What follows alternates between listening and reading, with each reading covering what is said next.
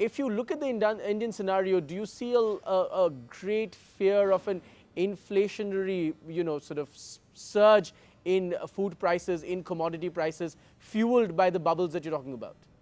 Well, in India, of course, you see the pass-through effect of global prices is dampened by the policies we have. We have, and as the report also shows, a table in our report, very clearly the pass-through effects on large continental Asian economies is much smaller. I mean, both in India as well as in China, because we have food distribution system, we manage how international price will flow their way into the economy. The same we do for fuel as well. So the pass-through effects are not immediate, but what it does is, of course, a big increase in international prices will, of course, mean a bigger hit on the budget, because then the budget will have to absorb Yes. some of those. So that's where the immediate effects, and given the size of our fiscal deficit already, having an even bigger fiscal deficit is clearly not on the cards for us. So yes, it will affect us in a major way. And now this year, especially because we had a bad crop and then we were in the import business on the food side, it's obviously a worry for Indian policymaker. If you look at Asia, the map of Asia, and you were to, if I were to ask you to spot the bubbles in which country and what sectors, what would be the key 3 or 4 things that you would spot? They're everywhere. They're in Singapore, they're in Taiwan, they're in Shanghai, they're in Hong Kong, they're to some extent in Mumbai. I mean, what kind of sectors? It's property, it's commodities, it's equity itself. All the equity markets are on a tear these days in Asia. I mean, look at the valuation increases. In dollar terms, it's 70 to 100% valuation increases in Asia, compared to the Dow Jones index, which has gone up by about 18 to 20% itself. So you can see that capital is flowing into Asia in a hell of a big way. And it's every market. I mean, it's the Korean market. I can't think of anyone that is not in that situation. The other big question that we're beginning to ask ourselves is decoupling just a fancy word? Do you see the decoupling happening at all, or do you think that's still a sort of long-term myth? No, I think cyclically Asia is still linked, is not decoupled from the West. That's because given the very high trade dependence of Asian economies, it can't be. But on a structural level, on a long-term level, Asia is beginning to decouple from the West, because the growth rates are much higher now than in the West. But to sustain this, what our report recommends is that Asia has to be able to find a new development model. The old export-led model that Asia had followed cannot be the model for the future, because it is predicated on very large global imbalances. And those global imbalances cannot persist in the future. It is predicated also on a very odd flow of capital from a developing part of the world to the developed part of the world. Capital is meant to go from developed countries to developing countries.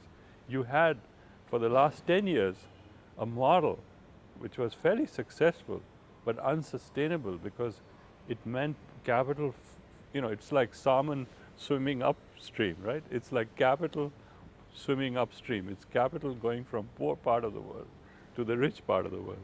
This is unsustainable, clearly. So we cannot have a model that is unsustainable and predicated on such flows. It's not going to go on forever.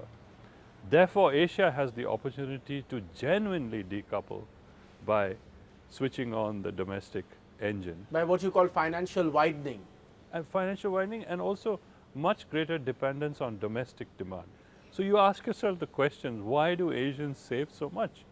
They save so much because they have very poor social security, for one thing. They have very little health insurance, no pension, old age pension, very little unemployment insurance. So Asian savings rates are huge. Malaysia, the savings rate is 45% of GDP. The investment rate is 20% of GDP. A quarter of GDP is being exported abroad. You think, can this model be sustainable in a developing country? China, the same. Large, massive savings. Who's going to absorb this? And for India, I mean, on the fiscal side, we have what I call accidental Keynesianism. I mean, we had a fiscal Yes. deficit even before the crisis. So our main lever, our additional lever for stimulus that we have used has been on the monetary side. And then the question becomes for the RBI, at what point does it start to pull back a little bit? And do you see the need for stimuli continuing? Because that's the other debate that we've had in India. yeah, I mean, now with the Will it third continue quarter, for another, do you see it continuing for another 12 months? Do you see already a need for pullback? yeah, I mean, I think going into the next year with the preparation for the next budget, I think that question will obviously be very heavily on the minds of Indian policy makers as to how long do they need to keep this up, and how long do you keep it up such that it gets out of control also? Because the other danger is inflation being stoked up, and also a fiscal deficit so high that is choking off capital to the real productive private sector.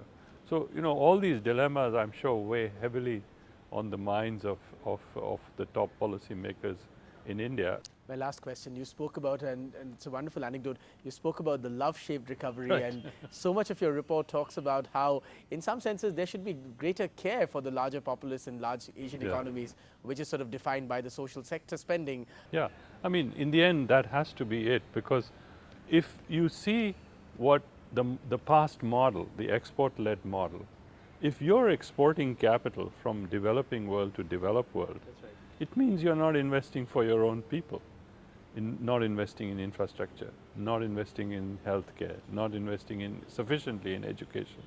So that really has to be the solution, and that has to be where your demand has to be for the future.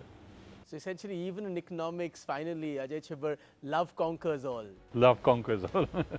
Thanks very much indeed for your time. Thank you very much. Thank you very much. Thanks. That's a nice end.